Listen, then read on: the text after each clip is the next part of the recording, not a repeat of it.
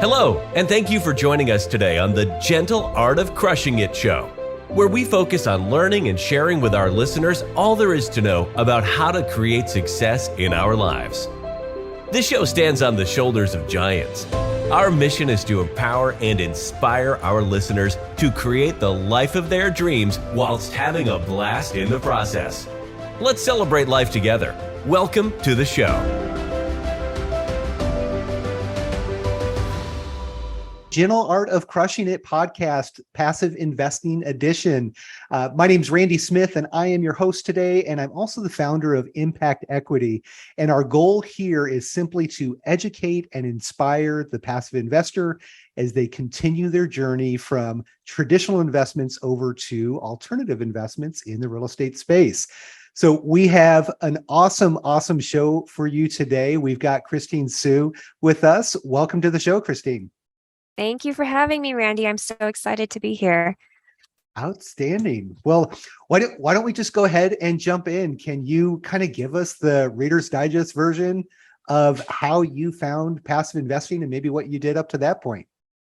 Yes, absolutely. I would love to kind of go through my journey and my story. So, I graduated college, went through the whole, traditional path of graduating, getting your degree, starting a job, and then climbing the corporate ladder in your career. And then also within that time, starting a family.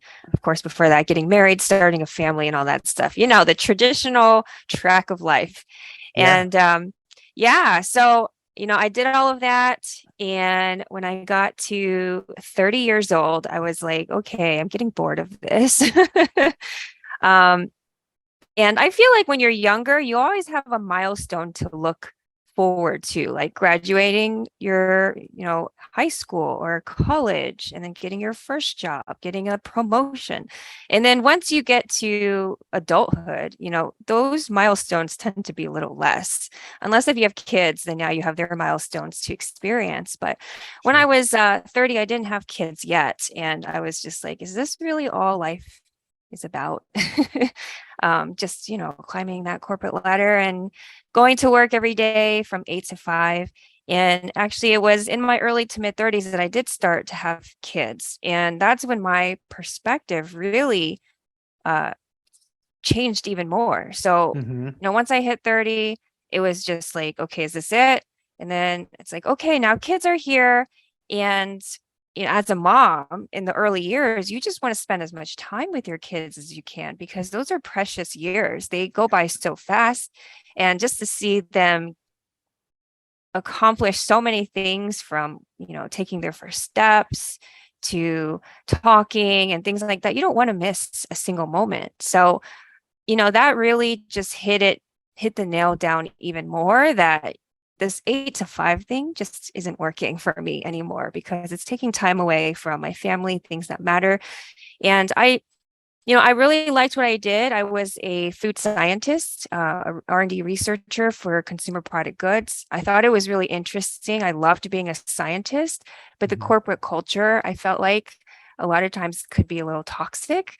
It just wasn't encouraging or really nurturing. It was very competitive, and in hindsight, over the silliest things like a promotion or a small raise, it just wasn't worth it. And it was an environment that wasn't conducive to my lifestyle and really what I wanted to look for in life. And so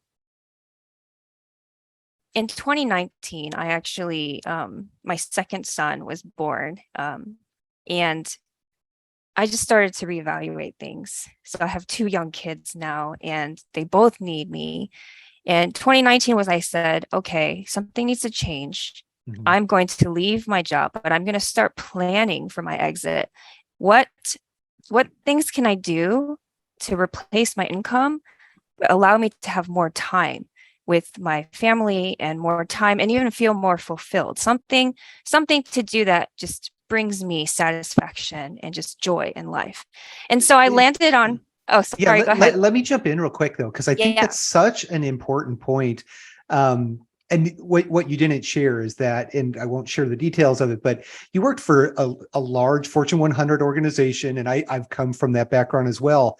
And you reach this point where it's like, I'm either going all in on this corporate journey and I'm going to chase the SVP and the VP and all of those paths and literally become a lifer, or I'm going to go a different path. And it's not an easy decision to make. So, here you are with your second child being born.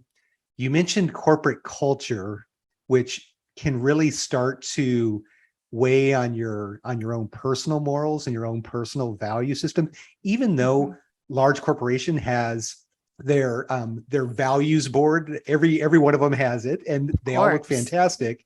But when you put humans in that environment, their values come into play as well. So I'm so glad that you said that, because it's a different path to go down the journey that you have, and it opens up all kinds of different options. So let's dig into that piece where you started looking at what else you might be able to do. Yeah. And I want to add too, I think just my personality, I've always tended to go against the grain. And I think in the corporate environment, that's not always welcomed. No, definitely. I was always the oddball out. I was always saying, hey, well, why don't we look at it this way? Maybe try something different. And, I think they call us lone wolves is what they call us, right? In corporate America. Yeah. Lone wolves. Yeah, exactly. And usually we kind of get dinged on those performance reviews for being that lone wolf. But anyways, sometimes it's good, sometimes it's bad, because a lot of times the good part is you might be able to bring an idea that no one's really thought about that really does make a difference. But sometimes, a lot of times for me, they just thought I was crazy. I get it. I've been there. Yeah. Yeah. So 2019, second son was born. I was just thinking, what can I do to replace my income and get more time back? And I came across investing in real estate. And actually a lot of arrows pointed to it, because my husband is a business owner and we were getting hit with taxes, a lot of taxes, because he was in S Corp. So he had passed through taxes that we had to pay for. And basically all of my income was paying for his taxes. And we did that for, a few years. And I'm like, honey, this is not sustainable. Why am I working to pay your taxes? And it hurts. Like, I'm just like, ooh, this is a lot of money going out the door to the IRS. So again, that was another big blinking arrow pointing to investing in real estate, because as we started digging and researching and learning about it, there's this beautiful thing called depreciation of assets. And with real estate and even bigger commercial buildings, there's a lot of depreciation there. So that was another nudge and push for me to move into that direction. You hear, I heard a guy once say that the traditional W-2 and worker is working until April, until they start earning for themselves. And depending on where you're at on the income scale, that can go all the way to June or even potentially July. And it sounds like in your case, for the household, you were working January 1st through December 31st just to pay the tax man for the income that your husband was making. So I can see how that, and every day when you're walking out the door and dropping the kids off with the sitter or whatever, the nanny, whatever that may be, let's let somebody else raise our kids while I go pay the tax man. Right. Yeah, exactly. Interesting. Yeah. Okay. Yeah, 100%. And it wasn't a job that I really didn't particularly like. So it's just like, okay. Even harder. Yes, exactly. Okay. Something's got to change. So you found real estate. Then what, did you jump right into passive investing in multifamily, or I think there was a couple other steps there, right? That's right. So yes and no. I really wanted to learn about investing in real estate from the beginning to the end. And I wanted to do a few smaller deals on my own, just so that I can experience the whole process. I think just the process of acquiring real estate it can be adopted across many different asset classes. There's so many strategies and approaches you can take, but the idea of it is basically the same. And so I started off with what's called the Burr strategy. And it's actually used quite a bit in like commercial real estate as well, and syndications for value add type of approaches. But I took that approach from a small single family, perspective. And for the new investor, can you walk us through that acronym? Yes. So Burr stands for buy, rehab, rent, refinance, and repeat. So basically, you purchase a property and it's usually undervalued and distressed, and you rehab it to force appreciate it. So there's a lot of analysis involved. It's a numbers game. You have to really make sure the numbers do check out and make sense, because then when you put a tenant into the property, hopefully with the forced depreciation, you can get pretty nice rents that are increased, because you have a beautiful property. It's nicely renovated, it's rehabbed, and then once you have it, it's cash flowing, hopefully, right, with the tenant paying their rent. Then you refinance the property, so you're bringing that value up, and you can basically pull out all of the money you spent to buy the property and rehab it. And basically you own the property with none of your money in it. And it's amazing. And then your tenant pays the mortgage. So you do want to make sure your rent covers and has a little bit of margin on top of it for expenses and, whatever operating CapEx type of things that might happen in the future, as well as maybe a little bit of cash flow even. That's your extra gravy on top. Once you do that enough times, then those cash flows start to accumulate. And as you keep doing that, the cash flow then becomes your income. And that is a way to replace your income at the end of the day. So you're just using the same pot of money that you have, recycling it again and again to acquire a portfolio of properties that is cash flowing. And then, awesome. there you go. Burr So strategy Burr. is amazing. So now were you, Yeah. and I think you're from the Northeast. So were you doing this right. in small town USA? Or are you doing this in a major metro area? So I live in New York, and the closest market to me where the numbers did make sense was Philadelphia. So I went into Philadelphia. I actually didn't know a lot about the city, and I just looked at the properties and the numbers made sense, and just said, okay, I'm going to go ahead and buy my first property there. So that's where it all started. Did you have to fly out? I don't know. Geography was not one of my good good classes in school, but so is that a drive or a fly or a train ride? It's a drive. Okay. Yeah, it's not too far away, about 2 to 2.5 hours. So it's very manageable to get to.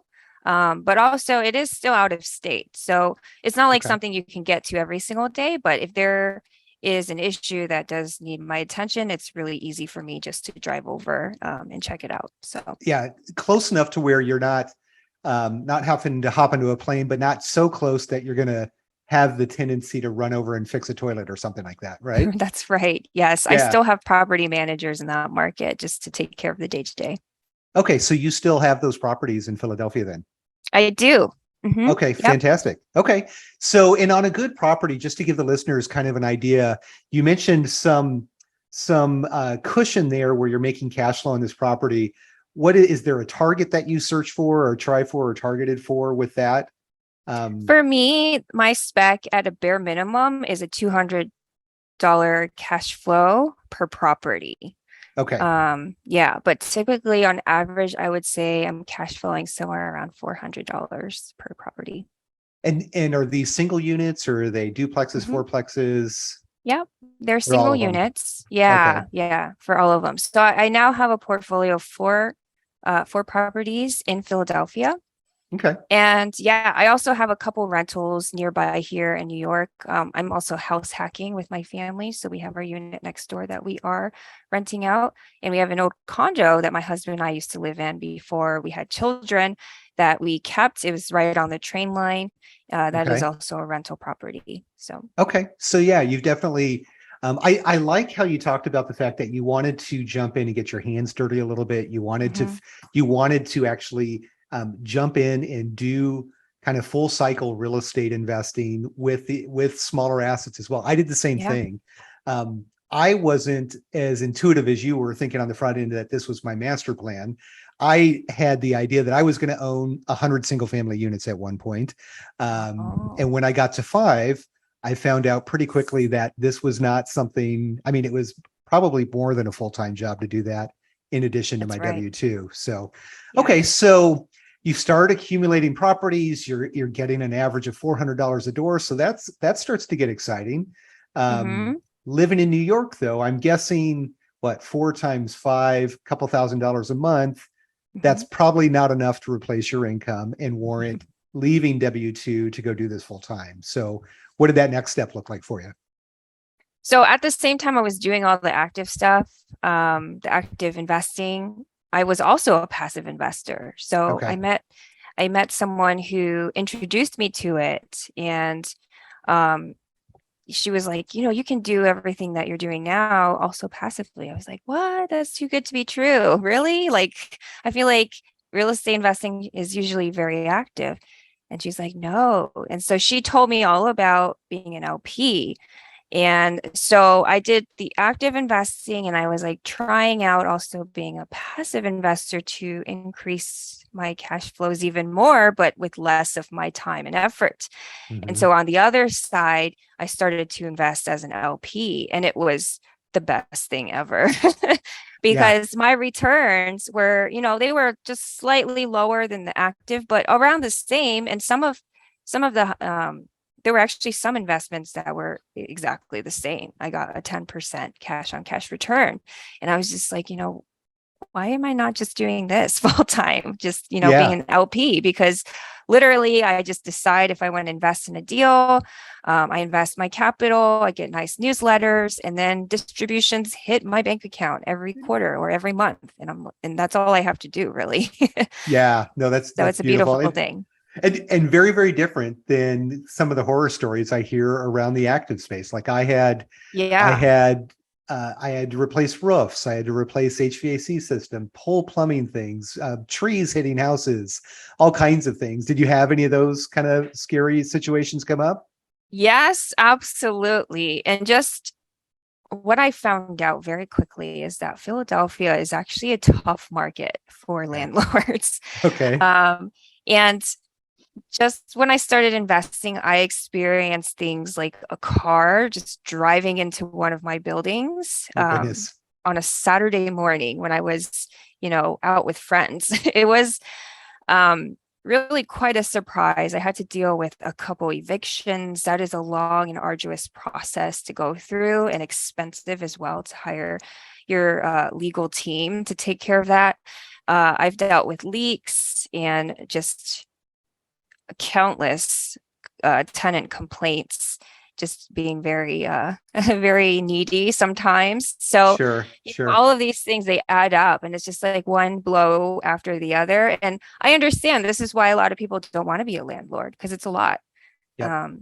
And so that was another reason why I loved being a limited partner, because then these are issues that you don't have to deal with at all. Yeah. So, okay. So it sounds like you're holding on to these other properties because it sounds like they're good investments, albeit a little bit of work to do.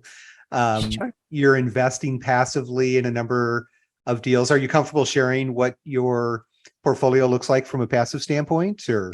Yeah, of course. So in the last 2 years, I've now invested into 14 LP investments, and it started off being just multifamily.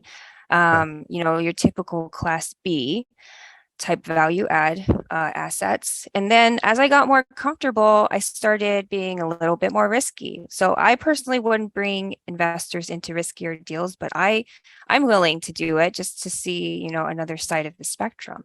So, you're looking at lower occupancy type multifamily deals, maybe a little rougher class C minus, where more work is involved. It's a heavier lift, but the returns are actually higher. So with high risk comes usually higher returns if it's done correctly. And then I also started diversifying just in the past year into short-term rental funds, as well as mobile home parks. And now, just in the past couple months, I've gone into energy and businesses. So like oil and gas, and drilling, drilling oil drillings, and then also other businesses. So okay, I'm intrigued involved. about the businesses. What types of businesses or business models are you looking at? Yeah, so there is a real estate component to it, usually. So there is, in one of the funds I'm in, there is a business that grows coffee. It's a coffee growing, farm. Plantation. Yeah. Plantation, exactly. So yeah, it's kind of going beyond that. And it's a little bit commodities as well. You're growing coffee. Sure. It's kind of expanded that way. And there are other businesses out there, startups in the tech space that also follow similar syndication models, and private investors can be involved. So I haven't quite gone that far yet, but it's certainly something I'm having some conversations with people about. Yeah, it seems like the passive investors and myself as well, like I have a core asset class, which is class B, class C multifamily. But then about 20% of my portfolio, I'm playing with some of these higher riskier items, maybe putting my toe in the water on. I invested recently in an ATM fund, which is extremely high cash flow, high depreciation, but it's a declining value asset situation. So, Right. and it can get kind of addicting after you start investing in all these deals. You're just Oh, looking for that next deal absolutely. constantly, right? Yeah, yeah, it's fun. So, Definitely. so let's because I definitely want to be respectful of your time and the audience time. I know that with all of the different operators that you've worked with, vetting those operators has become probably a skill that you've honed over the years. Can you talk a little bit about what that process looks like? Are there certain questions that you're using? What does that look like? Absolutely. So recently I've kind of put together a list of questions. It's on a spreadsheet. And there's three things that I look for in terms of, how to vet the deal. I don't only just look at the deal. That is one, and it is very important, but I also look at the location. And the second is the operator. Probably the most important of all is the operator, because you could have a phenomenal deal and not so good operators that are not very experienced, and they could drive it to the ground. And inversely, you could have maybe not a home run deal, but a great operator, and they can make it succeed just because they have the experience in doing so. And if they have an established track record, basically they're following the system and they're doing it again and again. So really their risk of failure is much lower. So I think those are the three important components that I look at to vet deals. And I have this spreadsheet that I'm actually happy to share with your listeners with some of the, I'm happy to. It has some of the key questions to ask. And I would say, certainly don't ask the operators every single question, because you don't want to be the cumbersome investor that just takes hours of whoever the investor relations lead is and asks, a ton of small questions that don't make a lot of impact. But really, it's more about mindset things for yourself as you're vetting the deals. So just kind of picking out what the few questions are priority and are most important to you, and maybe asking, your operator or whoever you're working with about those questions, but then also looking at, so as you're looking at offering memorandums or deal summaries, you have these questions in mind. You're looking for them because a lot of times the answers are already there. You don't have to ask about them. So it's just things to kind of keep in mind. So I'm happy to share that spreadsheet with your listeners. That would be fantastic. Thank you. And I think that's such a good point. Not only are we looking for the best deals, the best operators, the best markets, but we also need to be good investors and we need to be good partners to the operators we work with. So that's right. I think it's really important my goal always is to really deepen that relationship with that operator, because I'm hoping to go back to these guys time and time and time again.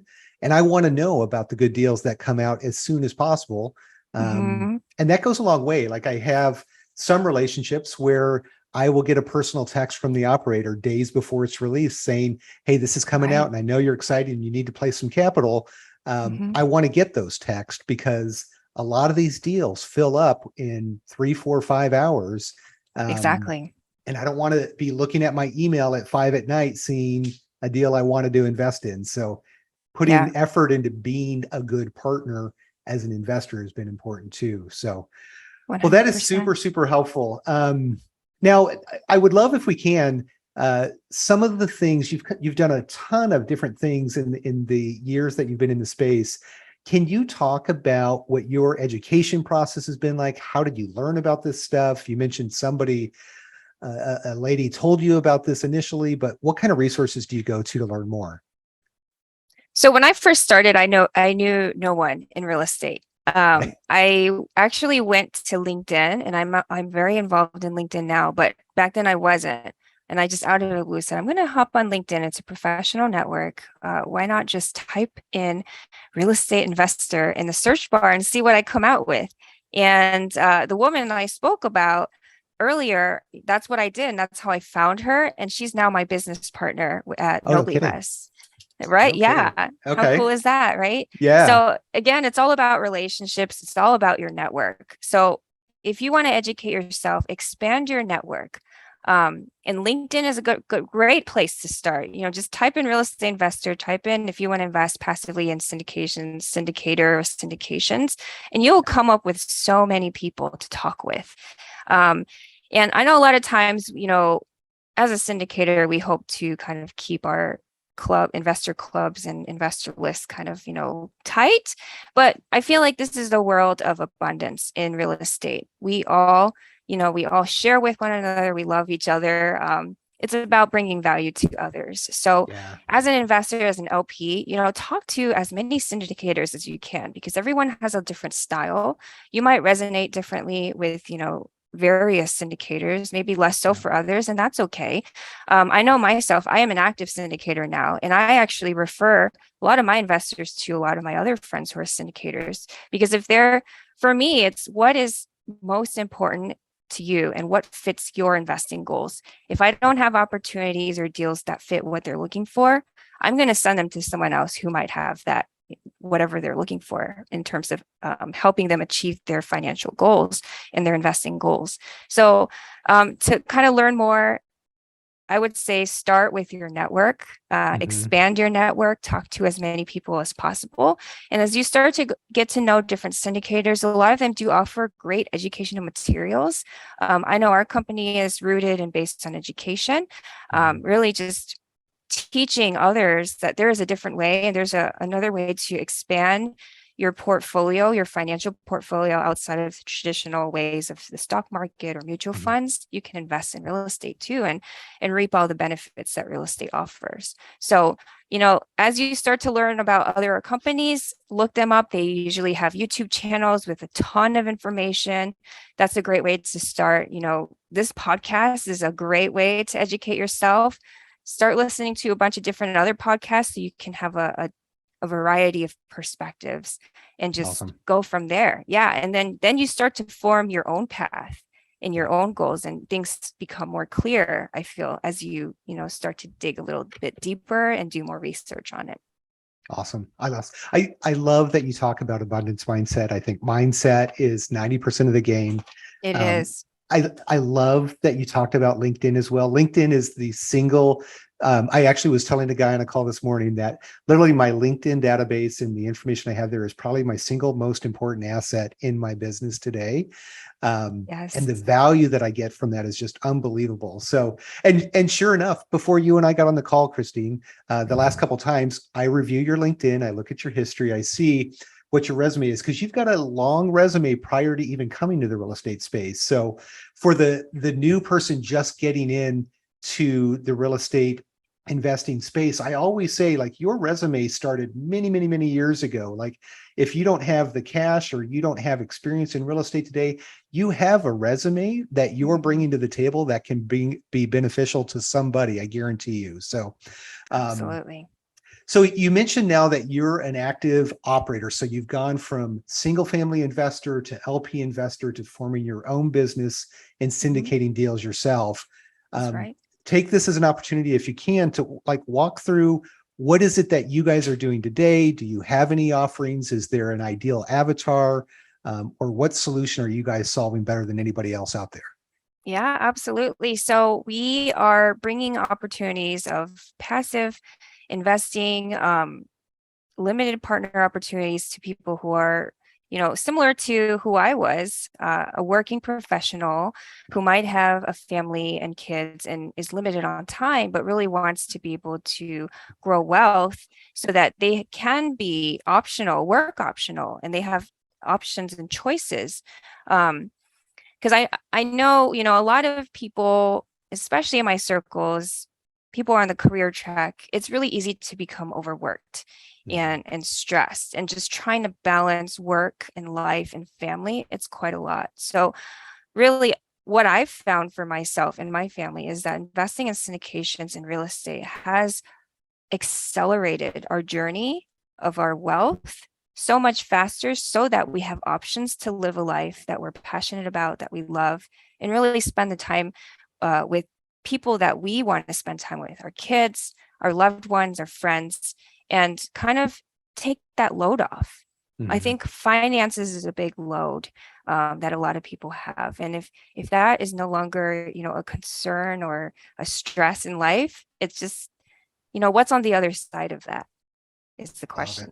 I love it. Like, let's just take finances off the table and go live the life that we want to live. Right? Exactly. Yeah. Absolutely. 100%. Well, very good. Well, let's, if we can, let's finish with one quick kind of fun one. What is a recent bucket list item that you've checked off, and what is one you're hoping to check off soon or next? Ooh, that's a good question. I think certainly leaving my job was a big check off my bucket list. That was a life-changing moment. And even learning about real estate and having a different perspective about money and finances has changed our lives as a family, between my husband and I. And we're planning for our future. We're planning for our kids and our legacy. It's no longer the short-term day-to-day. So that was a big one. And then, what we hope to do is, we have 2 little kids. They're under 5 and under. So we haven't really traveled as much. And then certainly with the pandemic, we haven't traveled that much. And we would like to eventually one day take them somewhere internationally for them to experience. So that's fantastic. one of our family's bucket lists. All right. Well, I will check back and see how that is going. So, well, thank you so much, Christine, for coming on the podcast. This has been a ton of fun. I say this almost on every one of these, but I feel like this could go for twice as long as it already has. But you can tell when you get talking about what you're offering to your investors, you get so excited and so passionate. Clearly, you're one of the good ones out there. So thanks so much for coming on the podcast. I appreciate that. Thank you so much for having me. I love real estate, and truly I can talk about it all day, every day. Outstanding. But thank you for this opportunity. Absolutely. And to our listeners, thanks so much for joining again. Please reach out to Christine on LinkedIn. It sounds like that's the easiest way to connect with her. We will actually include her 100 questions to ask an operator, and connect and continue to educate, and do the work you need to do to feel confident making that first investment in real estate. I promise you'll never go back. So thank you so much for joining us today. We'll talk soon. Well, there you have it, ladies and gentlemen. Another episode of The Gentle Art of Crushing It. It was an amazing episode. We know we sure learned a lot, and we hope you did as well. We want to take a second and thank you so much for viewing or listening to this episode. And please just know that we only ask for one favor, and that is to make this life magnificent. Thank you, and have a wonderful day.